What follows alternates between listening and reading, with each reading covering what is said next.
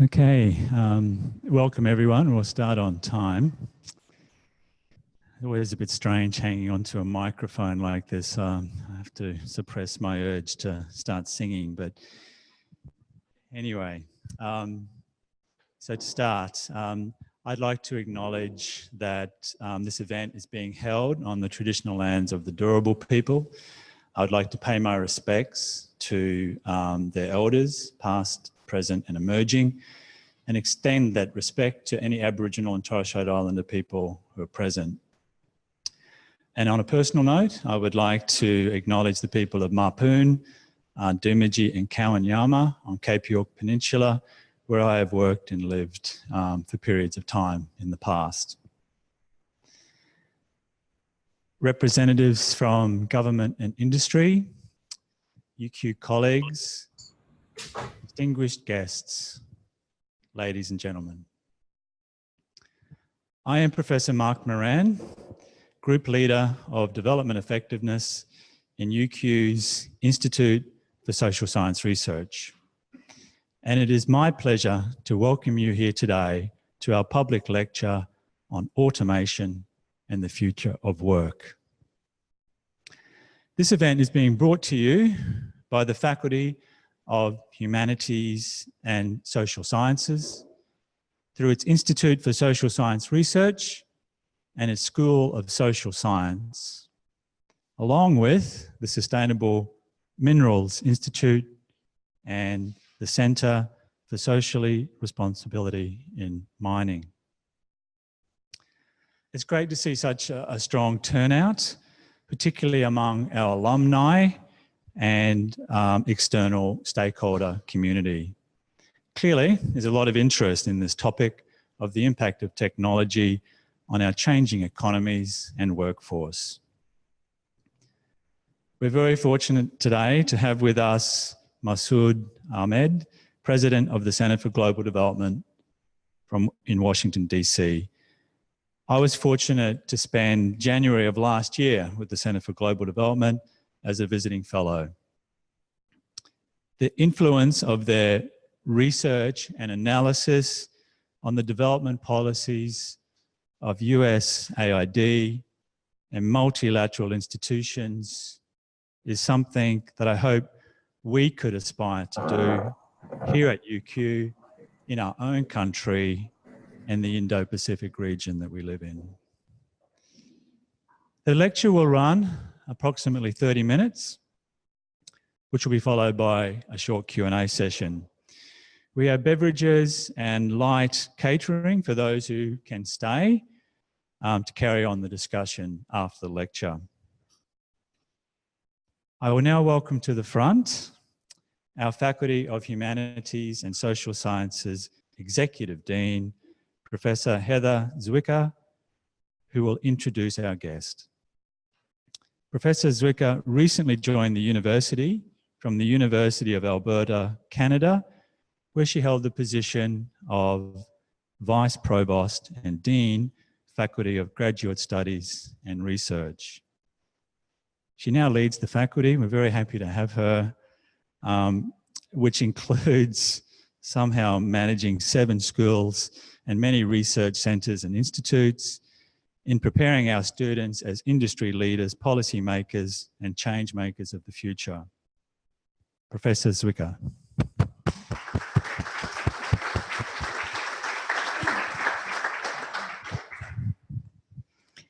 Thank you very much, Mark, for that warm welcome.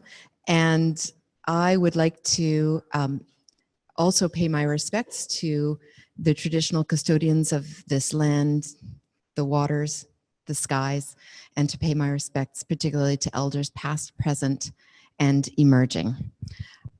I very much want to welcome all of you here, industry colleagues, government partners, alumni, staff, and students. It feels quite auspicious to be holding an event like this, which causes us to think about the future during O Week, when we navigate through all sorts of people who are also thinking about the future.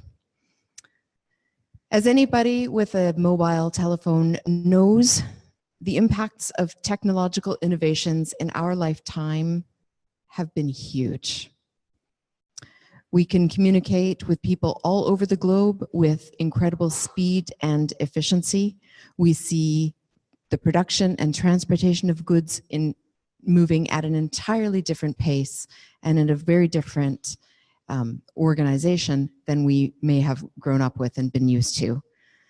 These innovations have certainly driven economic growth and afforded new opportunities for knowledge transfer, labor mobility, and global interconnectedness.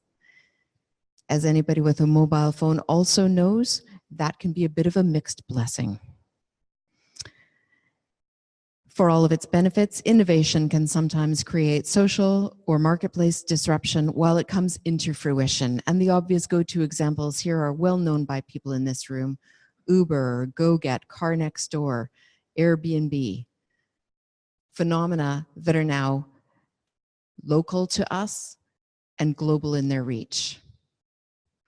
In the case of automation and artificial intelligence, the scope of disruption is a topic of concern, especially regarding its impact on future economic and employment opportunities. So we need to pay attention to fully understand and prepare for economic disruption by technological automations. I'm very happy to introduce our speaker, Mr. Masood Ahmed, who has joined us to discuss these important issues. Mr. Ahmed is president of the Center for Global Development. He joined the center in early 2017 following a 35-year career driving international development policy initiatives at major international institutions, including the International Monetary Fund, the World Bank, and the United Kingdom Government Department for International Development. As president of the Center for Global Development, he leads an internationally renowned think tank that shapes intellectual debate to underpin policy and practice with the goal of reducing global poverty. The Center for Global Development's main areas of focus are global health policy, migration, displacement and humanitarian policy, sustainable development finance, technological applications for development challenges, and the macroeconomic implications of technology change, and national government policies and programs for global development. His talk today is entitled "The Future of Work in the Developing World," and I would invite you to join me in welcoming Mr. Masood Ahmed.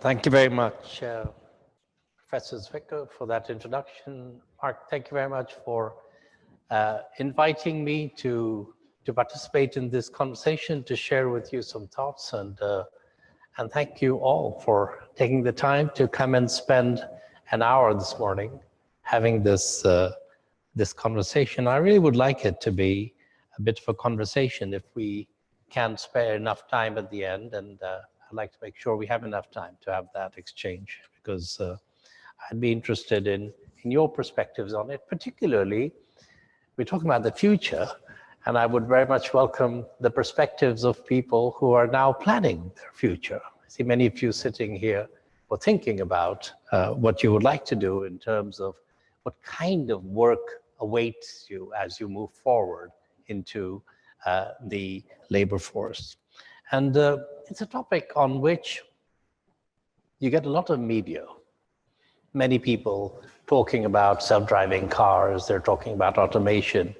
But surprisingly, it's a topic on which there really isn't as much underlying research to help us be clearer about what to make of the uncertainties. And that's one of the things that I'd like to talk a little bit more about as we go along. And to the extent that's true of the topic in general, it's even more true when we talk about the impact of technological change on the nature of work in developing countries. That's something which I think would be a nice topic for many of you to do research on in the coming years. So I hope I'll be able to excite you enough on the topic that you'll want to do some more work on it. Always useful to start by taking a long view. So let's look at the last 150 years. And the basic message from the last 150 years is that technological change has led to improvements in the lives of people, in living conditions, I'm just going to ignore that little noise, and I kind of hope it's go away. Improvement in living conditions and incomes. So over the last 150 years, you can identify some significant technological changes that have happened, innovations, and they've generally led to an improvement in people's living conditions. And there's no reason to assume that going forward, technology won't lead to, in the aggregate, an improvement in our living conditions. However, the second thing that's important is that technology brings about change. I don't know how many of you can identify what that person is doing, what job he has. That is a person who is called a knocker-upper. Now, knocker-upper is a creation of technological change, because when people first started after the Industrial Revolution, it was the first time that large numbers of people had to be in the same place at the same time, a factory, because there were no factories before that. So when you had factories, you had to get people to start at the same time. And knocker-uppers were people who went around and knocked on people's windows to wake them up so that they could get to the factory on time. And there were many different ways in which knocker-uppers used to do their jobs. Some of them had pea shooters, and they would basically blow peas, hard peas, onto the windows of people to wake them up. And others had long rods like this, long sticks to try and wake you up. But the poor knocker-upper, who has been created by one technological innovation, the factory, lost their reason to be by another technological innovation, the affordable alarm clock. So when people started getting affordable alarm clocks, you no longer needed people to come around and wake you up. And knocker-uppers aren't the only people whose jobs have gone. This is just a list of some of the jobs that used to exist and employ a lot of people that mostly don't exist anymore. And I remember, I'm old enough to remember, Milkman, who used to come around in a little electric float. When I was a student in London, you'd see the milkmen coming around every morning in their electric float, dropping off bottles of milk. There are no milkmen doing the rounds now. And this is a whole range of jobs. Some of them, I think, this is a little exaggerated. I think probably taxi dispatchers are still dispatching taxis somewhere, but it just gives you a sense that technology has always led to change and upheaval. And one of the points that's worth remembering is when there have been intensive bursts of technological change, they have generally been followed by periods of social upheaval and political change. So if you actually map the social and political transitions in the world, they map quite closely to big technological movements because they change the way society has to organize itself. And that brings us to the present. So now the question is, we've gone through technological change in the past, we managed it by and large. Why is it that it's going to be different this time? Is it going to be different? And there are basically two kinds of arguments that people advance in explaining why this round of technological change that we're seeing, automation, robotics, just-in-time 3D printing, neurotechnology, all of these changes, why are they going to be different? And one reason is that this nature of change is intrinsically different in the kind of technology from what we have seen in the past. So past technologies helped people to do things that they had to do themselves, made life easier. If you had a machine, you didn't have to carry out, lift stuff yourself, but you could rely on the machine. This time around, technology is actually doing things that humans do. It's substituting for what makes us humans. Artificial intelligence is enabling things to be done by machines that we otherwise, I don't know why we went there, sorry, that we would do ourselves. And one of the, for example, technology you can now have through AI, it can read your face, it can tell your emotions from that. There's now technology being developed that is actually going to be able to read your thoughts and be able to articulate your thoughts. And this will change not only the way we work, but our relationship with each other, our relationship with ourselves, and what constitutes our sense of being a human. So for example, now with the neurotechnological enhancements to the brain, it raises all kinds of questions as to how going forward we will manage the ethics of who is able, under what circumstances, to use technology to enhance the intelligence or other attributes of their children and others who won't be able to do that. So it raises all kinds of questions that previous technology didn't raise in the same way.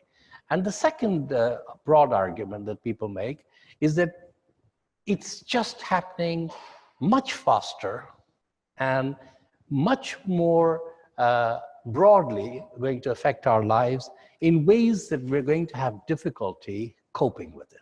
So if you look, for example, the McKinsey Institute, the McKinsey consulting firm has an institute, and they estimate that compared to the first industrial revolution, the current period of change will occur 10 times faster and has a scale that is 300 times larger.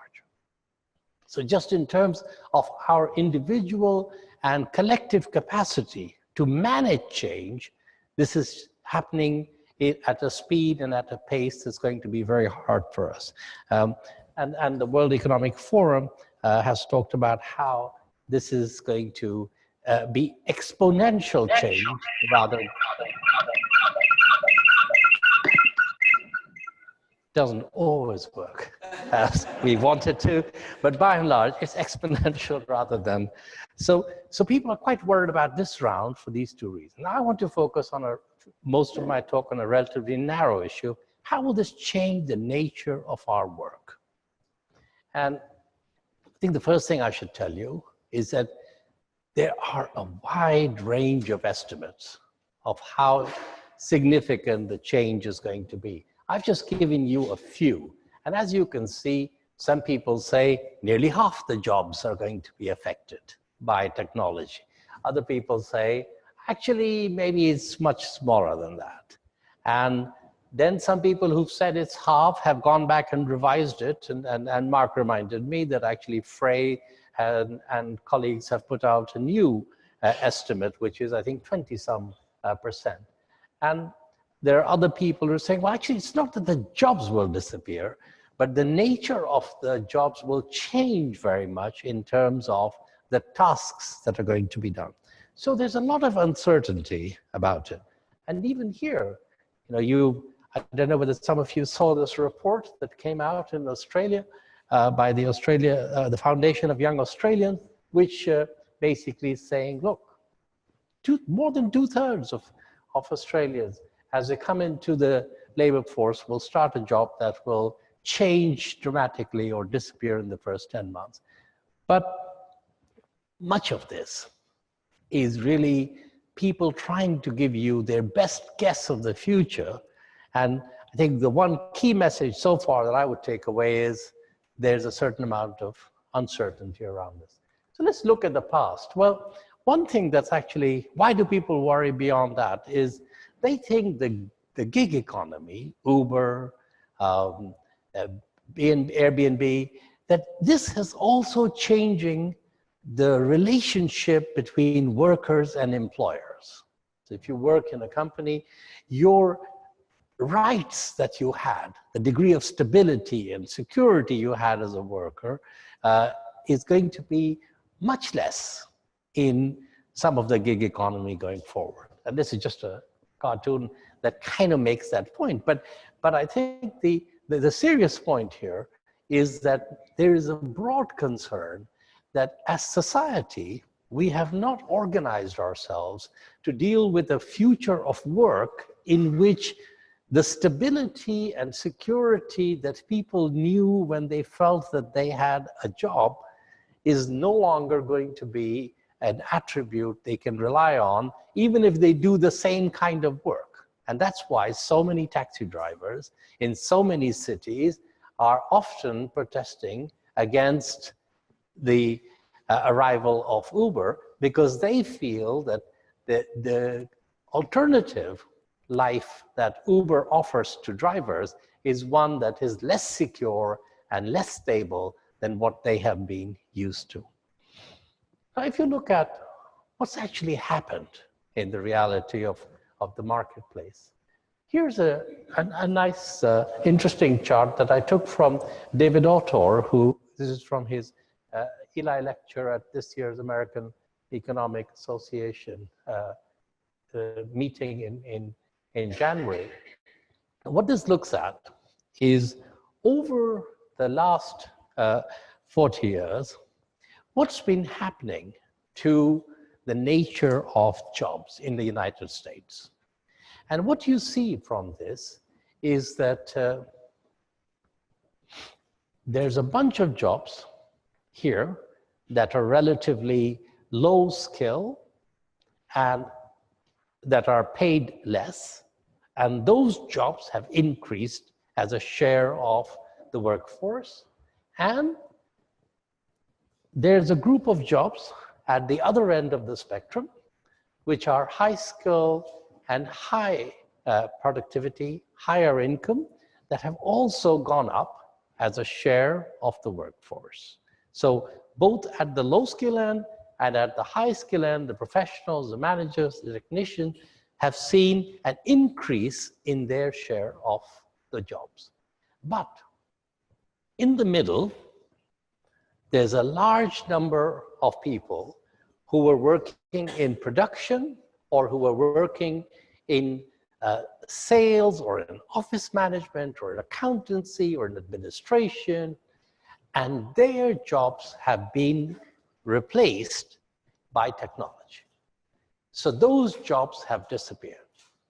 And as a result, the people who were working in those jobs, some of them have been able to acquire the skills and benefit from this, but actually a large number of them have not been able to acquire the skills to take on the high-end jobs and are now doing some of the jobs that previously, with that set of skills and qualifications, they think they would be able to do better paid ones. So they're now the ones who are migrating into this set of jobs. And that, of course, is part of the explanation of why there has been a degree of resentment, a sense of being left behind. Some people call it the hollowing out of the middle class. And you see, this is one reflection of that. Now, this is not driven only by technology, because the production jobs that have gone away in the United States, this is the US chart, the production jobs have gone away as much because of trade, because production has moved to other parts of the world, as is because of technology. But of course, that trade has been made possible by the fact that it's so much cheaper now to move things around the world, and so much easier to move things around the world than was the case 50 years ago. So a combination of trade and technology has resulted in many of those jobs disappearing. And this poses a big social problem for us, because as a society, we have not been very good at dealing with the consequences of this polarization and of the inequality in incomes and wealth that has come from it. And here's a picture that shows you that inequality. So this is again the United States. If you look at what's been happening to the share of income between the top 1% of people, which are in blue, and the bottom 50% of people, which are in red, what you see is that since 1970, there's been a widening of inequality to the point where today the top 1% of people are earning almost twice as much as the bottom 50% of society put together. So this is one of the consequences of that polarization of jobs. But the important point I want to make is that this is not destiny. Technology is not destiny. It's up to us as societies to intermediate the effect of the forces of globalization and the forces of technology through policy. So this is the picture for the United States. Now, same picture for Germany. Same period, same two lines, but showing a very different outcome. Actually, the country where the number of robots has grown the fastest is Germany. And yet, they have managed, through policies, to end up with a much smaller degree in the increase in inequality than we saw in the US. So outcomes are a function not only of the forces of technology, of globalization, but they're also the consequence of the policy measures that we put in place to manage those forces. And some societies have chosen to manage in this way, other societies have chosen to manage that way. And that's a public policy discussion, which is why I personally believe that public policy is what we should all be focused on, because public policy is what makes the difference between how we intermediate outcomes for different things. Now, that's kind of big picture, looking mostly at the rich countries. And what does all this mean for developing countries? And I think the first thing to remember is that the developing countries are in a very different context. The starting point is very different. And just some ways in which it's different is that the economic structure is very different. The capacity of governments to manage change is often more limited, the institutional capacity. The way work is done is very different, because actually in many developing countries, 80% of the people are working in the informal sector. They're not working in the formal sector. The demographics are different, and that the developing countries themselves, is a very diverse set of countries. So we tend to use the term developing countries, but if you try and compare what's happening in Thailand with what's happening in Yemen, or what's happening in Zambia with what's happening in Brazil, these are all very, very different situations. And I've got 2 or 3 charts that just show you how different they are. And here's one which is important, because technology has to take into account relative prices. So it may make sense for me to put in a robot in the US to work on garments, but it may not be economical for me to put the same robot in to go and work and substitute for humans in Bangladesh. That said, people are experimenting. Adidas, the shoe manufacturers, makes about 300 million pairs of shoes every year, and it employs 1 million people, mostly in East Asia and in Africa, who make these shoes for them. In 2016, they set up a factory in Germany, which made 250,000 pairs of shoes with 200 people, because it was all done by robots. And they put in another factory in the United States a year later, which does the same thing. So the question for us is, 10 years from now, will Adidas be making 300 million pairs of shoes, of which 290 are going to be done the way they're being done today, and 10 million are being done out of these specialized factories? Or will the bulk of the shoes being produced in 10 years be done in factories near where they're sold, using automation, with a few outlying factories still using the technology and the people today? And if those people won't have those jobs, the question, of course, is what kinds of things will they do? Another thing that's different, as I said, is the structure of the economy is very different. So if you look at Africa, if you look at African GDP, manufacturing is actually quite a small part of the economy. Already many people are working in services, but these services, as I said, are mostly unregulated, informal economy, and their ability to have technology substitute for them is going to be something which we don't have a very good handle on. Another thought, demographics. I'm again using Africa for demographics because it's the most striking feature of demographic differences. So most parts of the world in 30 years will have fewer young people than they do today. But Africa is going to have double the number of working age people in 35 years, and their overall population is going to double over that period and then go up again. So the only part of the world that's going to have a huge increase in the numbers of working people. And of course, that raises many issues that go beyond the nature of work, which is, if you're going to have 800 million young people in Africa looking for how to make their life, what kind of work they should do, what kind of skills they have, where should they work?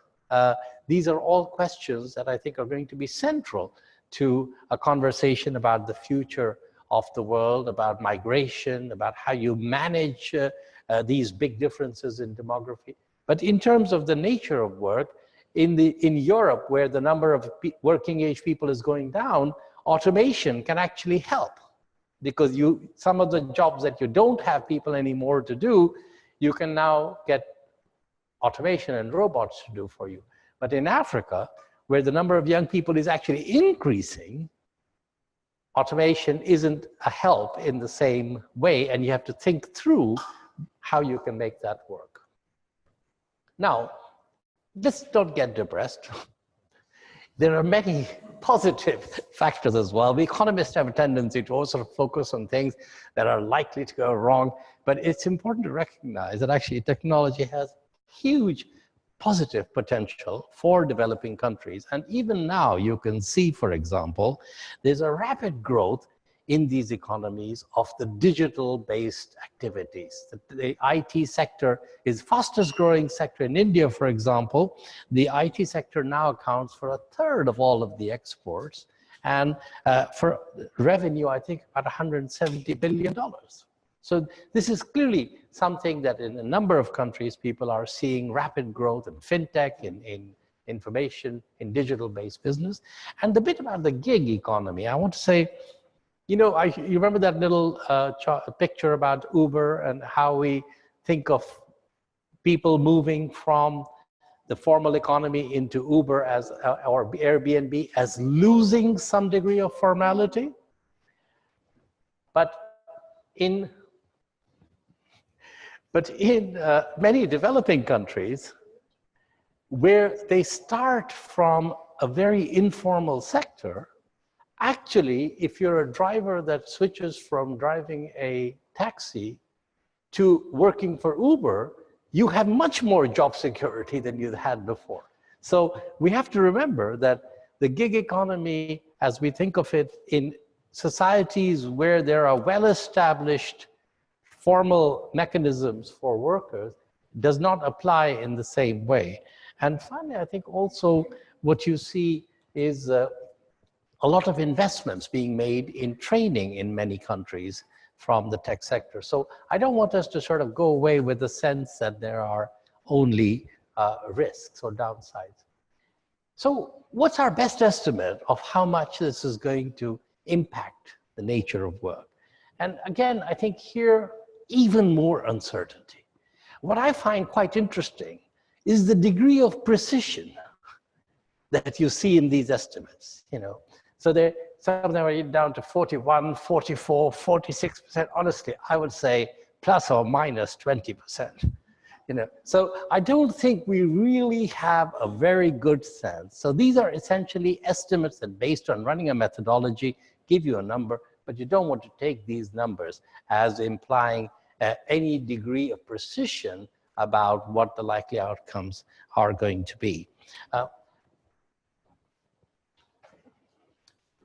People get really worried about manufacturing in developing countries. Why is that? Because, as I said before, manufacturing is not such a big share of the total. And in fact, Danny Roderick and others have written important papers showing how what they're calling premature deindustrialization, which is that the manufacturing sector is peaking as a share of GDP below 15% in many countries before they become rich. So rich countries, manufacturing is a very small part of their economy because you've already moved into services. But we did so after incomes had risen. And the reason why manufacturing jobs are so important in the minds of how you think about development is because our model of development was about taking surplus labor off agriculture that would move into relatively low-skilled manufacturing jobs. That's where productivity would go up, incomes would go up, and would bring them to the next level. And I think that was the traditional way we thought about the way development happened.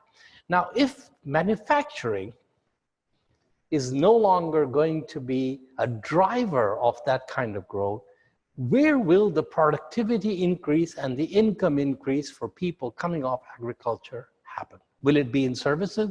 The IMF produced a report last year which seems to suggest that you could actually have high productivity jobs in services that could drive that improvement in income. But do we think that the education system in these countries is providing people with the skills they need to do high productivity services jobs in the kind of scale that would be previously done in manufacturing? And how feasible is it that services alone will be able to drive that job? I've got this chart here for people who work in the Bangladeshi apparel industry because of one other point. Most of these people are women who work in the apparel industry in Bangladesh. And the apparel industry, since the 1980s, has not only led to an improvement in incomes and an improvement in exports for Bangladesh and for the people who work there, it has transformed the status of women and their relative status in that society, in that part, because they have become major earners. And because their economic contribution, their degree of independence from working exchange, it's had a huge impact on the sociology of the communities within which those women live who are working in this. So at the moment, it's very hard to produce garments using automation because garments are kind of, they're soft and they're pliable, and robots like to have things that are a little bit firmer. But if you go on YouTube, you can see a new machine which is able to stitch jeans. A lot of these people are making jeans, which is able to stitch jeans together, because the way they do it is that they take the denim fabric and they make it like a sheet of cardboard, hard. And they stitch it as a hard. It goes through a washing process that makes it soft. So if the robots can't work with soft material, we make the material hard. And in 5 years' time, they'll be able to work with soft material. So I think the manufacturing sector has had a consequence that is larger than the way simple numbers would have you believe. So I want to end on one point, which is technology being there doesn't mean technology gets used. Here are two technologies, right? One was invented in 1973, the other was invented in 1592. And yet today, 2 billion more people are using the cell phone than have access to a toilet. Okay. So it's not that the toilet technology hasn't been around. It's been around for a long time. What enables people to take advantage of technology is a combination of policies, of affordability, and therefore, I keep coming back to my core point that we need to think about the policy framework that enables the use of technology and the development of technology to be done in a way that meets our societal objectives. And when you look at developing countries, we don't really have any consensus on what the impact is going to be. It varies a lot. It depends a lot on how each society prepares itself and guides itself. So the kinds of differences you're seeing in inequality between the US and Germany, you can see in many ways across developing countries because their own capacity to manage change varies a lot across them. And one final thought on that is the financial constraints to prepare societies for dealing with this scope and pace of technological change is something that will be an additional constraint factor for developing countries. And I want to end by saying that we've been talking mostly about the nature of work. But I want to end where I started, which is that if you think about people's concerns about how to manage the AI revolution, they go beyond the nature of work. So they affect data privacy. They affect the use of advanced artificial intelligence for surveillance. In many countries now, AI is being used in ways for surveillance that raises for people issues of how they want to organize it. They worry about social media being used for disinformation to create political and social unrest in ways that we don't have a way of managing today. They worry about the ethics of algorithms that will drive machines in the future. So when you have a car that will be driving by itself, and it has to make a choice between either running over the child that's come in front of you or going off the road and killing the occupant, how will it make that choice? Who will have programmed that into the car? Is it going to be the car manufacturer? Is it going to be the person who wrote the algorithm?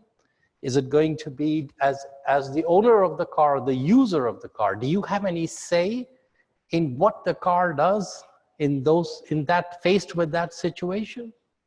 So people worry that we don't have, as a society, the infrastructure or the mechanisms to have a conversation about these issues, and yet these things are being programmed into the technology that we are going to be using. And finally, here's a thought.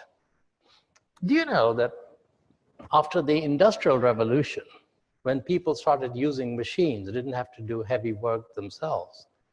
In 50 years, the human race became physically weaker. And we have been physically weaker since then.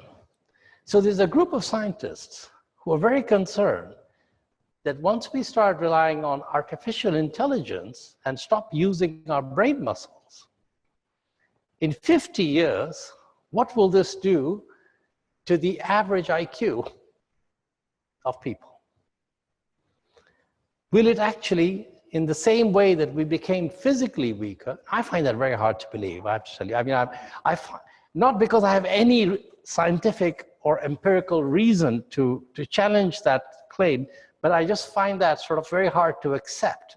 But it is a question that people have put on the table. So I think while it is important for us to be focusing on the nature of work and how it's going to be changed by technology, this has to be embedded in a much broader conversation about how we manage technological change for societies and how we deal the underlying ethical consequences and considerations that affect that change. So let me stop with that. Happily listen to your views.